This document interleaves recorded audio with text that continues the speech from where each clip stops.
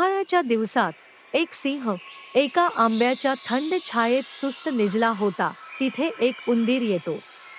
तो उंदीर सिंहला खूप त्रास देतो. त्यामुळे जागा होऊन सिंहने पंजात उंदीरला धरला आणि त्यास आता फाडून टाकणार इतक्यात त्या उंदराने त्याची प्रार्थना केली, महाराज, आप थोर, सर्व श्वापदांचे राजे, मी आपल्यापुढे केवळ रंग, माझ्या रक्ताने आपले हात विटाळू नयेत.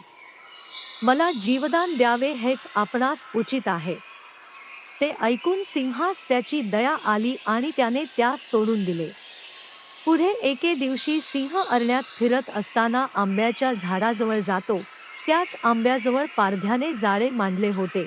त्यात सिंह सापडतो. त्यावेळी त्याने आपले सगळे बळ खर्चून फार धडपड केली, पण त्याची सुटका होईना. तेव्हा तो निराश झाला आणि मोठमोठ्याने ओरडू लागला. ते ओरडणं ऐकून तो उंदीर त्या ठिकाणी आला आणि सिंहास म्हणाला, राजा, भिवू नको, स्वस्थ रहा.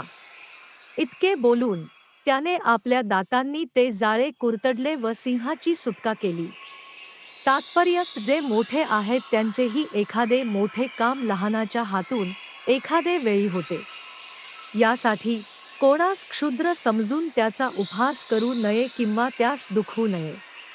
लहानाच्या हातूनही उपकार होऊ शकतात, हे लक्षात ठेवावे. वैभव कायम राहीलच असा नेम नाही.